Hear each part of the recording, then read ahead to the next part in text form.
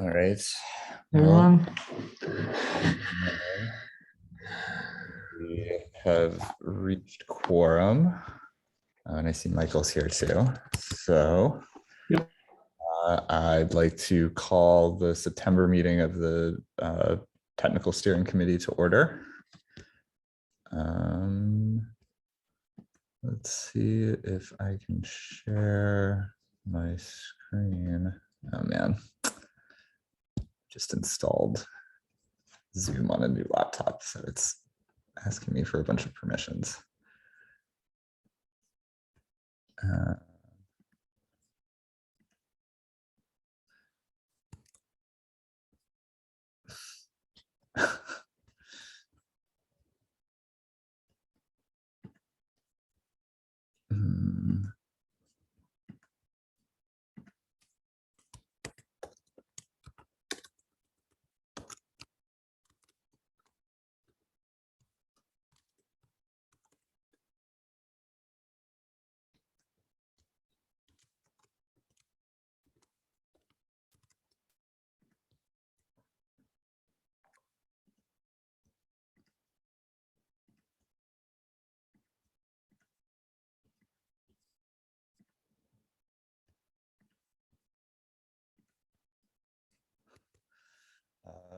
Maybe someone else can share the agenda while I figure out how to make my computer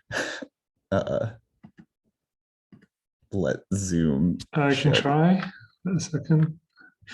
Oh no, yeah, it doesn't allow me to share tabs, only the entire desktop, which is kind of not what I want to do. Anyone able to share like just a tab? I'm on Linux, so I assume that's why.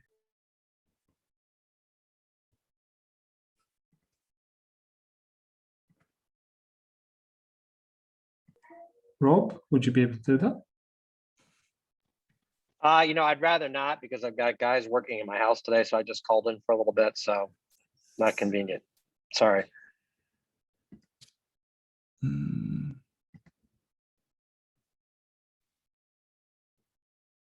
Okay, well, everyone can just look at it in the Google Doc, which is oh, nice.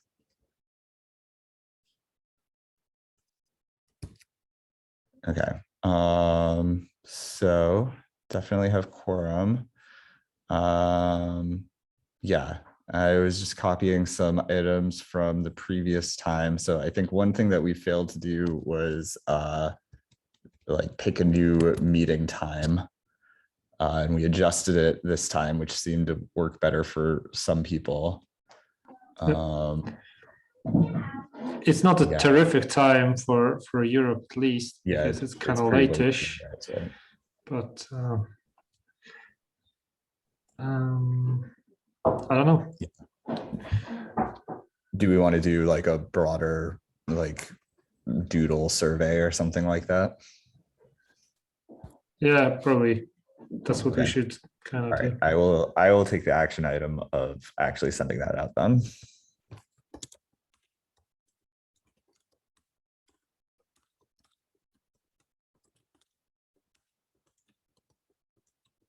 All right. The next item I wanted to discuss was project graduation status and applications. The one on my plate that I wanted to do was the sandbox application for the diplomacy project.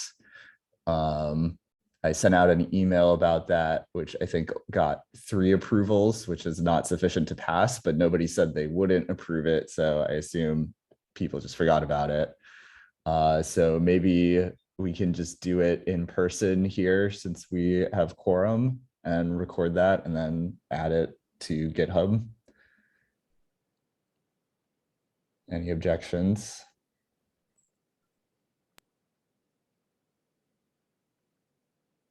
All right.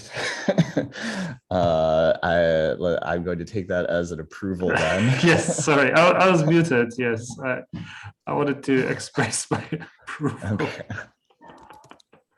Yeah, but I think it's a good idea to take votes if we can't do it offline, then like this meeting is kind of the catch up. The email's a nice record, but we're making a record here as well. So okay.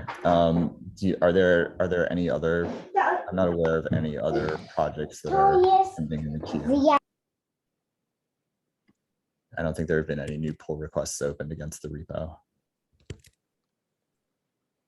I have a question about, there's a component called Antler that I'm using two of the subsystems, I mean, Shorelog and USGM, but that component needs a fork for probably a very long duration.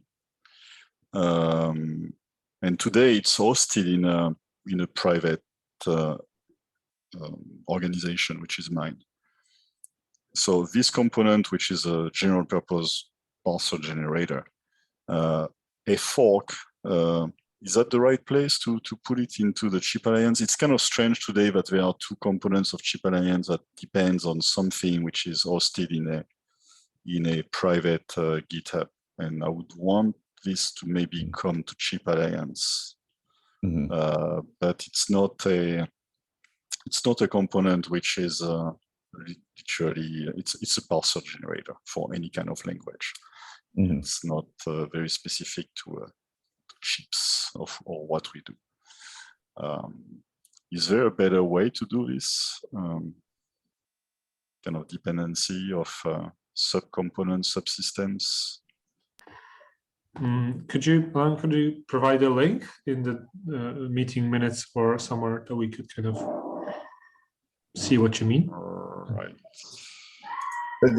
So the context is a little bit, Antler generates code that is somewhat slow, and Alain has some improvements, and there's some other people that contribute improvements that make it better, but it's right now not in the state where it would be actually easily mergeable upstream, where we can say, oh, okay, upstream take this change, partially because they're opposed to this particular kind of thing. And so I guess it will require a little bit of work more towards upstream to get it in there. So in the meantime, Alan had forked it in his own GitHub essentially, and used that as a submodule inside Sherlock.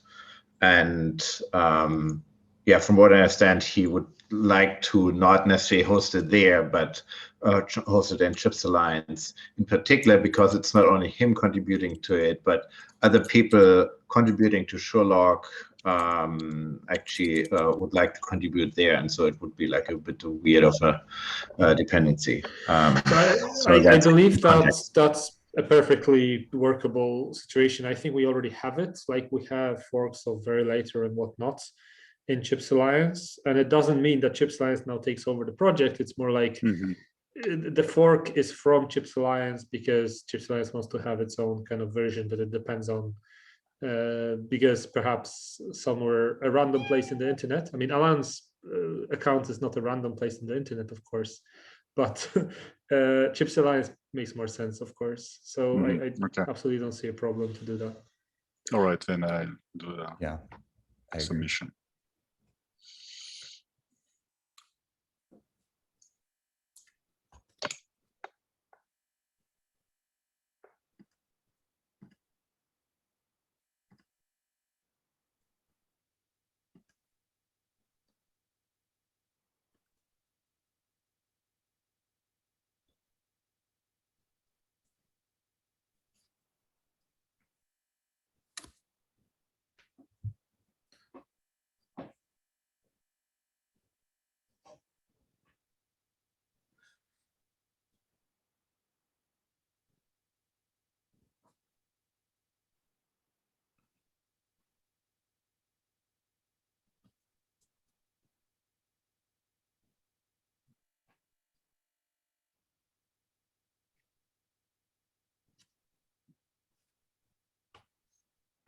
Yeah, I think what you wrote down sounds good, Michael.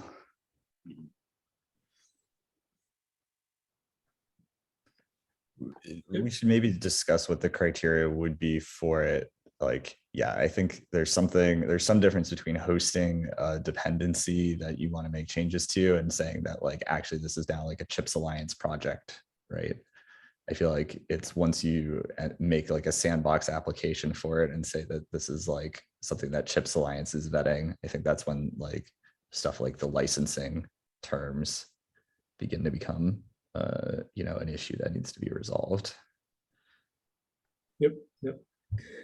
I mean, perhaps one thing to be noted is that we might not want to fork stuff that's not on open source licenses, for example, just so that we don't like send the wrong message and stuff like that. But that's kind of, I think, secondary.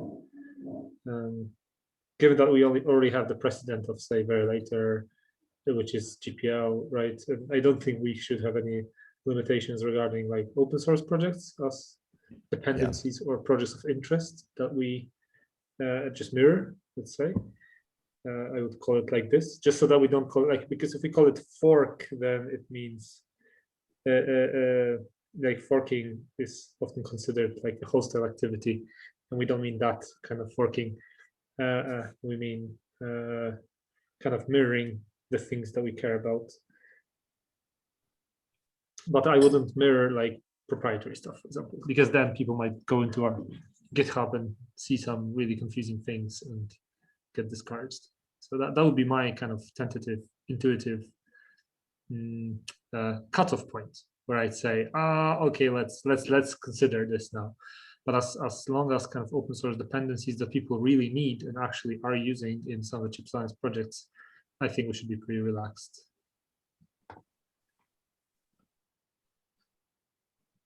Yeah, that makes sense to me.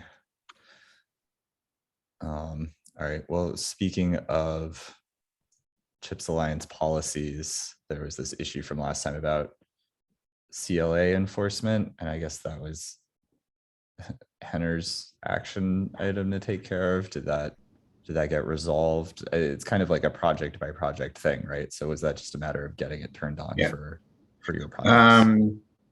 Yeah, I've not worked on it. Last time I was, last time I needed to make sure that I can get CLA approved because I'm in the Google organization, so I actually can't like check the box myself. So someone else has to check it, and so I did a fire and forget there, and I didn't know if that actually got resolved. So I have to double check. So nothing happened since then. So it's also not enabled yet on Chips Alliance as in Chips Alliance enforcement.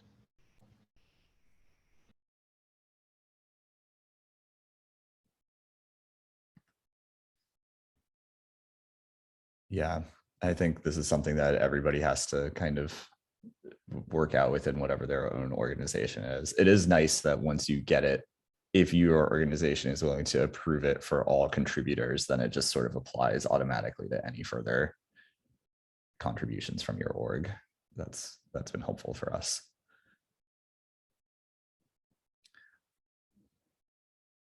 All right. Next topic remaining from last time was talking about working group structure. I don't know if we've made any progress or reached any particular decisions in the meantime. We haven't really made much progress in terms of the actual content of the doc. As far as I looked, of course, but it might have changed since last I looked. But we could use at least a few minutes of this meeting to kind of see where we're missing description and perhaps just kind of hack. Of course, Tim has made a bunch of comments, but like that's not unexpected if anyone knows Tim. So, but apart from that, we still need actual text, Yeah.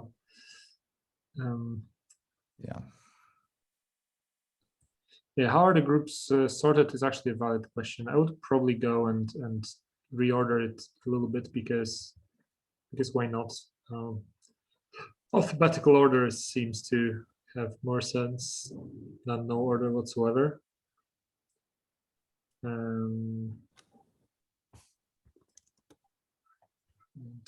Onyx 10, oh yeah, Onyx 10 is actually not on the list right now. Okay, so I just moved analog work group and it seems like that fixed everything. So that's helpful. can see Maddie is kind of editing a little bit. It's mixed signal. You have like a Chisel. skull. You have like a Sorry? skull of what you fill in. Like, do we have some structure, or should we just? I don't know what you fill in there, honestly. So like, So do essentially, it's two or three lines of text really about what the group is supposed to do, and I don't think it needs to follow any super formal guidelines. I think look at the descriptions for tools and risk IDV and system verilog and all the ones that do have a description, and we just need to make sure the other ones have too. I mean, theoretically, we can push Serini, for example. Like, okay, Cores is actually an interesting one that we should perhaps spend a little bit more time on. But Chisel, perhaps Henry could just write it up right now because it doesn't. Yeah, sure. And if you have meetings, then you should just put a meeting time there. And same goes for Rocket, actually. So we can cheer Henry as he types, and then we can also talk about the other things. One of the things that definitely needs discussion is Cores, because apparently Cores is like non-existent. It's not meeting anymore. It's not doing much stuff because Swerve is just out there. It's kind of being used, but it's not extremely popular with the crowds. And they just stopped meeting because like they were just the same people meeting and nobody kind of joining them externally. So the question is kind of what do we do with like defunct work groups? I mean, Cores is like an important part of the ecosystem, so we don't want it to kind of die on the one hand, but like I'm wondering what to do to avoid like fake groups that like don't exist and people like reach out to us and say, oh, I want to like do something in the Cores group, and then we have to tell them, oh yeah, you know what, like this doesn't really exist, there is no spoon. Do you have any opinions? We can certainly remove it from any public literature, I guess is one way to put it. And then if we get folks interested in that, we can certainly say that's available, right? That can be true for any topic domain. But I should certainly remove from any slide deck, if you will, that I show relative to potential membership. Yeah, the sad thing is that it is an interesting, topical area that we shouldn't let go of. And there is a bunch of like Swerve is within chips, of course. I agree. We have Rockets, which is kind of Cores and other stuff, of course. We have and there is a lot of interesting Cores out there in the open source domain. Well, we can just, so I can just leave it in the quote unquote advertising slides, and and if somebody specifically asks about that, just kind of dance around the topic a bit and see how, just trying to get people interested. So that's fine too. I mean, on the positive side is it shows a broad interest of what CHIPS is trying to do, right? And as you correctly note, that is definitely an area of interest. Yeah. Too many. Because we can delete it from here. We can not list it in the TSC repository, and we don't do it anyway because Cores just didn't have a description.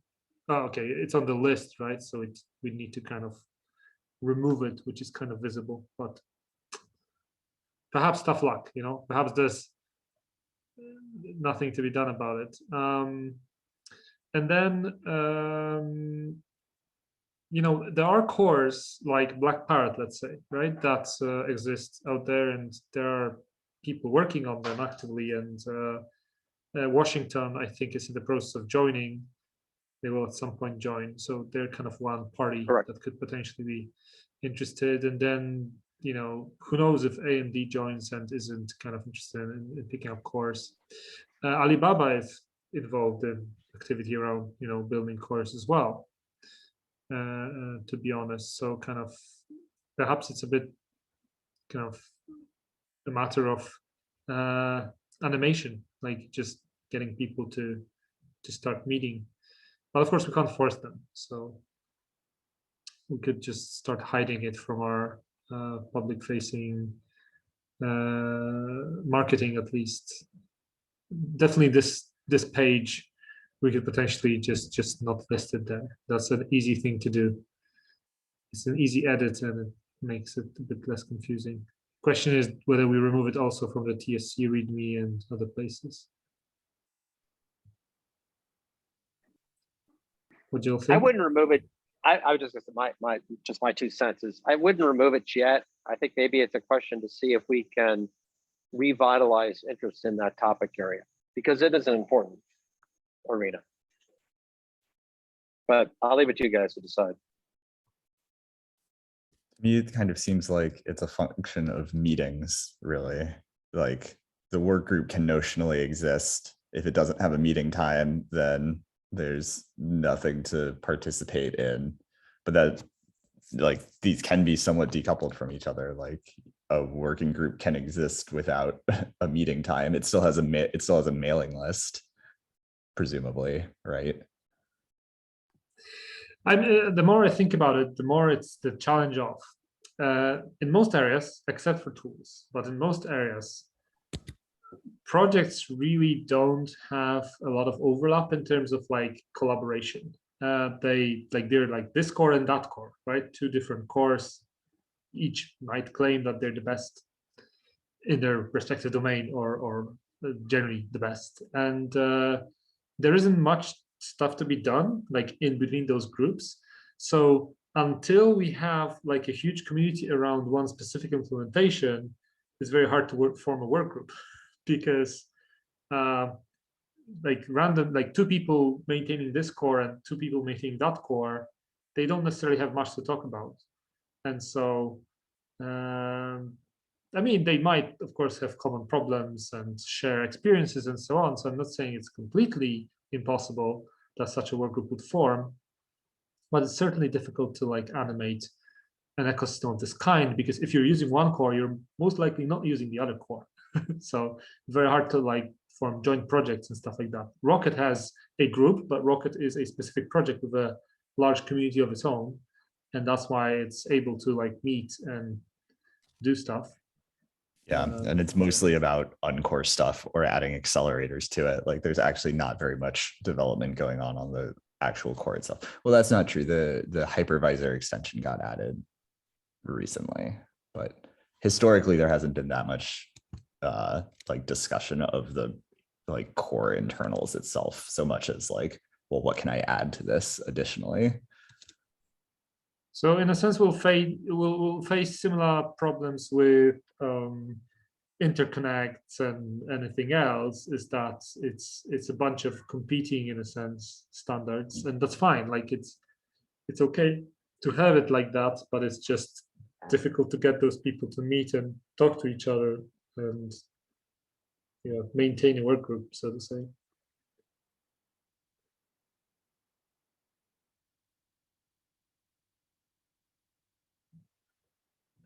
And I mean, perhaps it's inevitable and we can't do anything about it. The question is, how do we advertise like what CHIPS does? Perhaps we should call it like topical areas, and or streams or something. I don't know. Because the work groups do imply like there's a work group, people are meeting and doing stuff together. Well, that's what I mean. Sorry. Yeah, I mean, I was just watching some videos on ODSA earlier this morning, and that certainly is a term that they use, which is streams. I mean, I do agree that, the notion of cores, cores work group, if you will, to be able to share things. I mean, that could be like an ISA, for example, or different implementation approaches or different methodologies, but I don't know how much that really does get shared. And you could argue that some of that really should belong in more specific work groups, like an analog work group, for example, could share different methodology, implementation methodology challenges. And Finion presented some of that yesterday at a conference, and I've asked to see if they could maybe come to the analog work group, but in any event, so it is kind of a hard problem. I mean, there's one thought that we haven't exercised that I think is very worthwhile, is like work with RISC-V on this. And I'm sure that the RISC-V Foundation or International now might be interested in kind of discussing, how to funnel people into CHIPS Alliance who want to talk about various, RISC-V CPU implementations. Because those kind of discussions don't necessarily happen within the RISC-V International because it has to like stay impartial and, or generally speaking, it focuses around the ISA. It doesn't have like That an is correct. implementations group, right? Open hardware group is one group where people sit and talk about like one specific set of implementations of RISC-V, right? But also no, it doesn't allow for like a multitude of competing implementations to peacefully coexist because it's determined to build its own, right?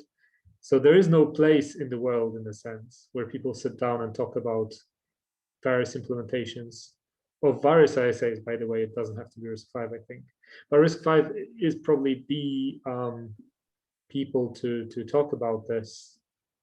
If we wanted to kind of reboot a cores group, it might be a place where if they told people, hey, look, there's a cores working group in Chips Alliance and you can join it, then perhaps people would come and, you know, discuss their implementations of RISC-V. I think that would be a reasonable collaboration point.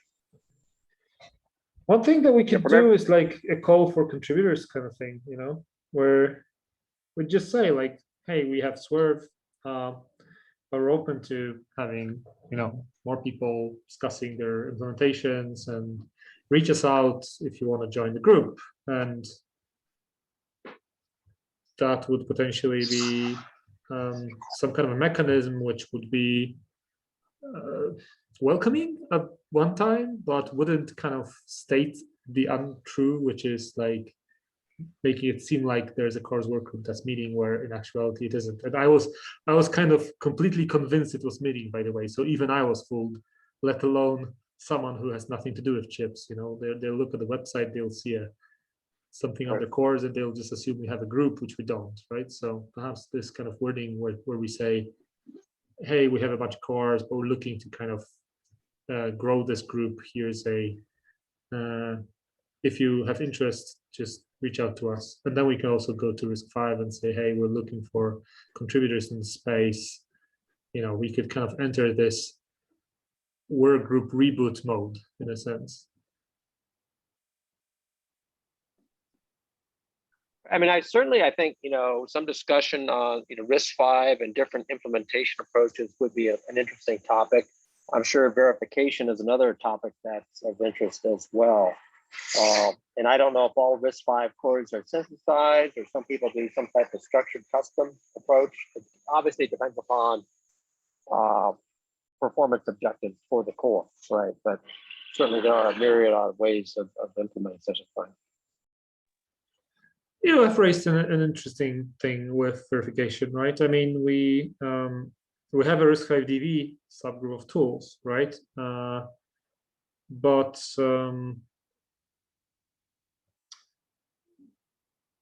I mean, verification and you know, simulation and stuff like that, it's kind of in the course context is quite important. I mean, those things exist also in context of other on-core IP, of course, but we could wrap such topics under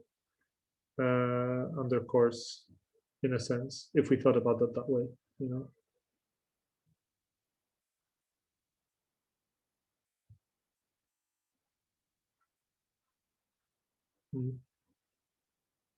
Yeah, but I think this call for contribution, I mean, unless people disagree, of course. I don't know what Henner thinks, or Mehdi, or whoever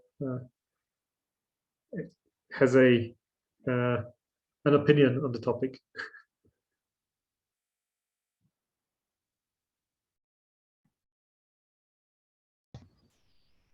Not super strong opinion. RISC-V. Yeah, sorry. Well, RISC-V is certainly a worldwide very important topic. So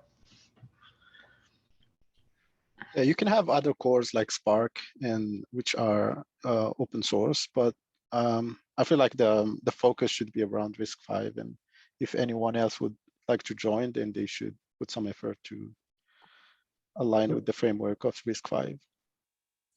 Yeah, for sure. RISC-V it has to be the major focus because it's the world's major focus. We can't. Yeah, so then probably you should call it RISC-V and not cores, you know, or core RISC-V cores, you know, just like to set the focus on it. Because right now it's unclear what it is, right? Like it says core, we don't know if it's ARM. I mean, you can guess it's RISC-V, but I mean, in a wider sense,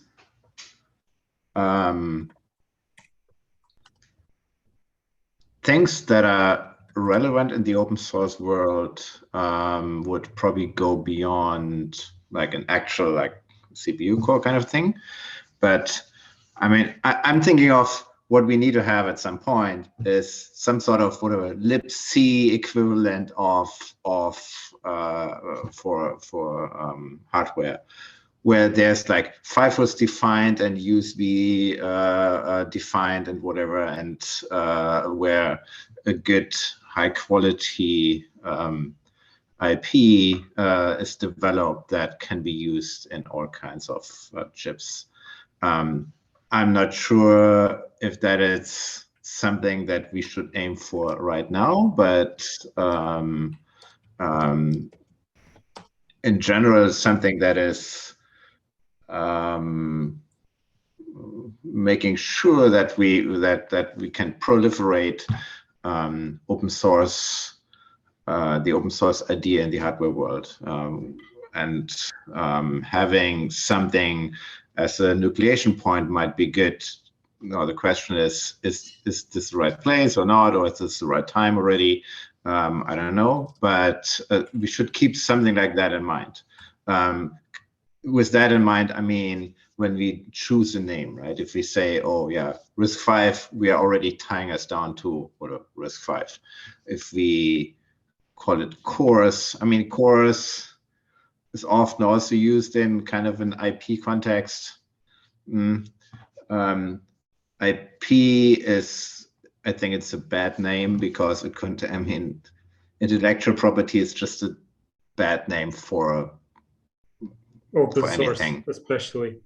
yeah, open so source. I mean, it's just usually such a bad, but something that represents kind of open source projects that can lead us into a world where whatever you put together your system on a chip, and whatever you have your RISC-V core, and you put your USB-C part in, and the whatever the whatever other hardware periphery that that you need, and that is like high quality, well tested, industry grade. Well, at this point would be called IP, but yeah, you know what I mean. So with regard to naming, we could keep that into mind and keep it very generic, or we start out with, we call it RISC-V, and then later on we rename it to something whatever. But renaming, of course, later is often a little bit of a challenge. So usually in conferences like ICCC, there's like a session called Process Cores and Processors, and you know, I feel like that's initially that's I thought that was the initial goal, like to have a processors and cores session, and then inside the session you'll have different, you know, implementations. Right now, I'm not an expert in RISC-V, but like if I want to use a low power core, I'm not sure which one to use. I just know the IBEX is 10K instances, so I just use that. But like it would be nice to have something inside this working group to have different implementation and different things. I mean, Heather raised an important point of Encore IP, of course, and we don't have really a group for it. I mean, Rocket's the closest because it covers more than cores, but we don't have like, you know, high quality Encore IP that you can just plug and play into different things. And the reason is that we are working on having this, as you know, especially the DDR controller. That's where we're probably the closest, but with other things, it's still, you know, some time has to pass before those things actually exist. So spinning up a group that just meets and nods their heads is probably not what we want to do at this point, because we're seeing that already what exists is already something that we have to manage and figure out and name and wrap together and so on. So, but it's a valid remark. Like there should be an Encore working group at some point. I just don't know if now's the time, because we need to have like specific companies and universities kind of interested. I mean, we could always send around an email saying, what kind of work groups would you be interested in having in Chips Alliance, right? And just do a survey, and perhaps people answer some interesting things that we didn't think about. We just, of course, have to give them some options, and then perhaps also leave some space for extra answers. And this is a double-edged sword, right? But it could give us some interesting insight.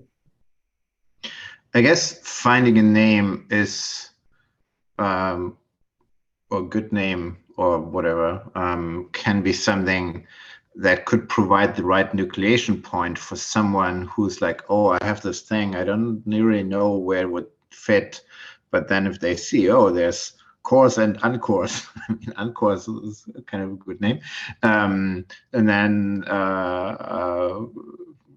whatever, can consider that, putting it in that context. Well, maybe we call it cores and uncores, so to kind of distinguish these kind of things. But it might also get pretty might get old quickly. So I don't know. SOC building blocks. I don't know. Like that's a bit too descriptive, perhaps. Yeah. Yeah. You just call it building blocks. Then we're like a Lego group, right? I mean, it's in a way. I mean, in the software world, it would be called a standard library, right, of things.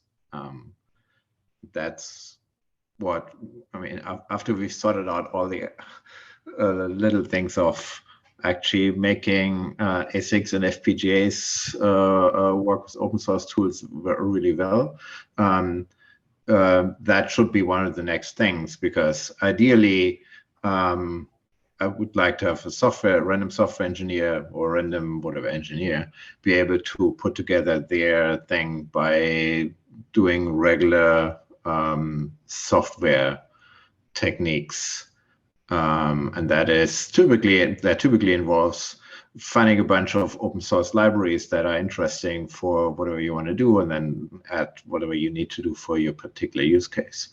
And in that sense, it's sort of a standard library, but that sounds super generic at this point, and I guess it requires a little bit more brainstorming to come up with something that is also catchy, where people can latch onto. I mean, there's this site, I don't know, opencores.org or whatever, and they have more than just cores. They have all kinds of there's all kinds of things. I don't know how well maintained that stuff is, but it's something where people could see, oh yeah, but there's the Chips Alliance standard library kind of thing at some point, right? Can refer to it. Let's call it Boost library instead of standard library. Maybe it's not as standardized as the STD, right? More like the Boost library. In that way, yes, because there's no in that sense, there's no standard library that comes with, I don't know, System Verilog or VHDL, right? There's but there's a set of if there was a set of standard things where you don't have to think about, oh yeah, I just use that FIFO and it has all these parameters I need, or I just use that USB core or that DDR interface, and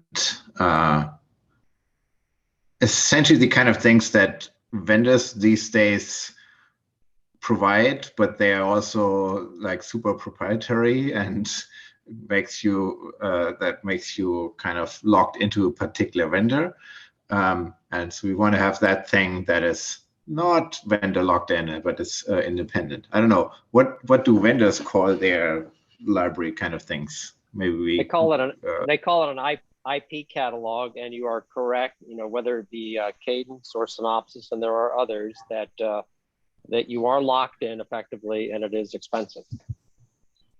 Okay. It's basically yeah, an IP catalog or IC pliers. So, that's why one idea I had for the group was calling it, some type of IP group, right? But effectively, to your point, that it promotes and develops a collection of IP, if you will, that a hardware developer or a software developer, doesn't really matter, but could come in and pick that up, and it's a trusted source, right? That's one of the reasons why you do license it from a Cadence or Synopsys, is that it's a trusted source for the IP. The other option for a company, of course, is you to build your own, which then, of course, has additional expense involved. Okay. So, yeah, we should avoid the word IP wherever possible, because I think it's a super bad choice of anything that has to do with open source. I mean, it has a super bad choice for anything anyway. Yeah, that it is kind of a radioactive word. You're right. So, but catalog seems to be, so if it's commonly called catalog, maybe we can call it a standard catalog or something. So so that people can see, oh, catalog is, oh, this is, if catalog is kind of the name for library in the hardware world, or more accepted name in the hardware world, what library would be in the software world, we could probably find names around the catalog wording. By the way, one thing that kind of for the Encore stuff, one thing that people tend to say is also IO, quite simply. So if we find a name for cores, if we wanted a corresponding name for the other part, like IO can be a word we could use. I like the discussions around like catalog and so on. I think it's kind of getting somewhere. I also think IP is a bad word. Swear word almost. And if one thing is a core, then the other thing is periphery, right? Yeah, exactly. Or core or periphery. Yeah. If a core, if you have a core, then things around is periphery. So it could be, and it includes I/O, but it could be also. Yeah, I mean, like talking to a DDR is. Is it I/O? Yeah. Kind of I/O, but also, yeah. So, but periphery might be, yeah, I don't know. Yeah, periphery might also be kind of thought of as, yeah. It's a hard topic, and I don't think everyone has cracked it entirely. Right? It's just some customary things people say. They don't even always make sense, like the IP. But SoC components is another word that came to my mind. That is kind of fairly short, but accurately captures most. Like, sure, sometimes people don't want to build an SoC, but in practice, like 99% of people do. Even if you're building like a stupid, dumb chip that does nothing, it almost always has a CPU in it these days anyway. So in some sense, it's an SoC. I mean, I think in some ways, I consider this, it's like we're trying to create a well-stocked pantry, if you will. I like to cook, right? So, it's like we have a lot of different, we want to have a lot of different ingredients that a developer could come in and say, I need a bit of this, I need a bit of that. It's not necessarily a core. It could be a periphery, but it could be some other type of helper function, or some type of accelerator, like, or a cryptography unit, right? But there's just different pieces that could be present in the pantry that a chef could come in and pull those together to create something. Now the question is there already something like that existing? Is there already a set of things where people usually turn to when they are like, oh, I need whatever ABC kind of, no, not ABC. Open Cores is the closest one, but it's very, very bad and messy, and I wouldn't recommend it for anything serious. Then there's Libra Cores, which tried to be a reboot of Open Cores, but kind of didn't succeed in that, in the sense that it really needs a lot of investment and a lot of people to pull it off. And Libra Cores was driven by Fossey. Fossey is a bunch of great people, but like they couldn't just, in their spare time, the little resources they had, they couldn't really build. So I don't know how Libra Cores is faring these days, but I don't think it's really meaningful as a force to be reckoned with, so to say. And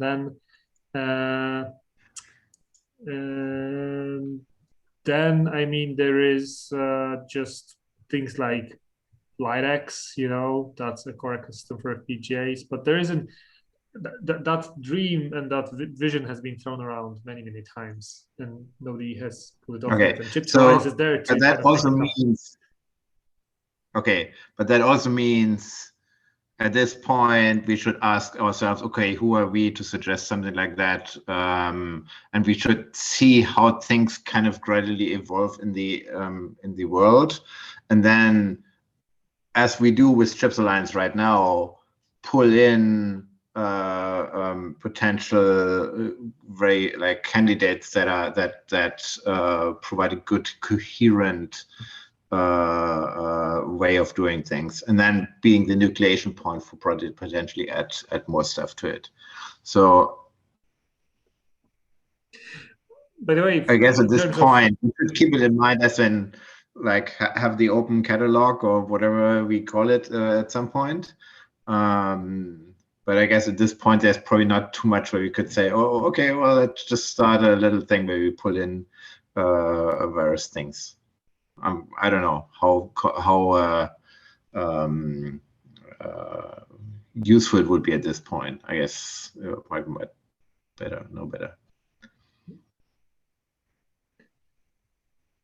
Well, in any case, I think we should try to focus on cleaning up, the mess that we have right now, in a sense. So kind of course, I think a good action point is reaching out to RISC-V and saying, hey, we wanted to kind of encourage people to join, the cores working group in chips, because we want to encourage these discussions, and we think we have we would be a good home for this. And perhaps they disagree and they say, no, RISC-V needs to do this. And but I assume they will say, yes, absolutely, it's a great idea. And it's a further point of collaboration between our two organizations. So in the latter case, they'll probably help us kind of pull our ranks together and find an actual group that will meet if we want to maintain, cores as an entity. Do you want me to reach out to Mark Himmelstein on this? I do dialogue with him periodically, and so again, the focus here would not be ISA, but it would be more perhaps verification, implementation type of thing.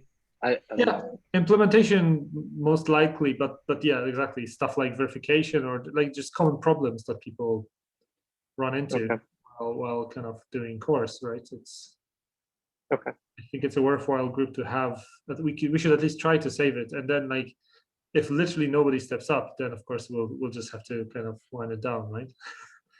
So right. So I'll draft him a note, and I will copy you, Michael, and Henry on this, and see what Mark has to say. Sure. Okay.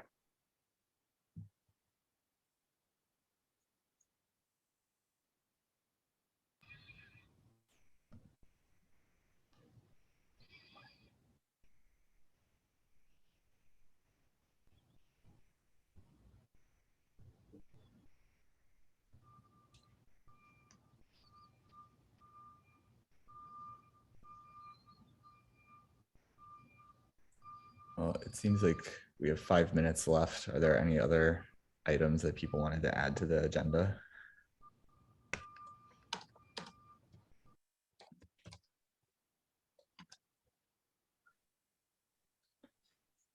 No, thank you, Henry, for the descriptions. That was No problem. definitely useful. TBD is for meetings for Rocket, right?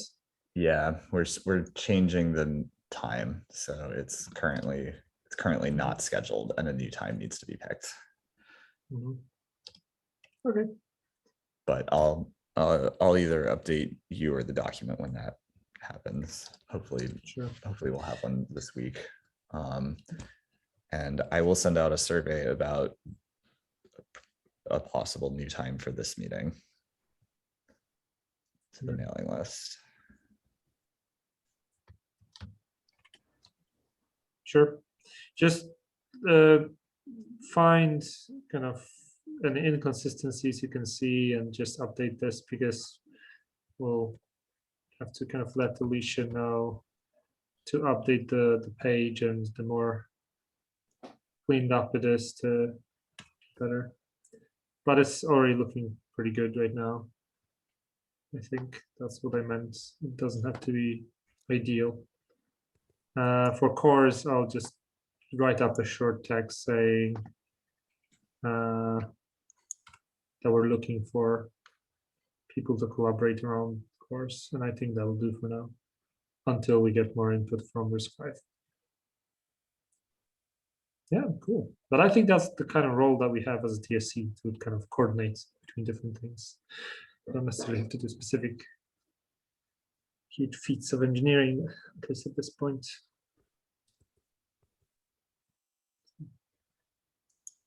Thanks, guys. Thanks, everyone. Let's get 3 minutes back. Thank you. Thank you. Bye-bye. Cheers. Yay, coffee before the next Bye. meeting. Thank you, guys. Right. Bye. Bye-bye.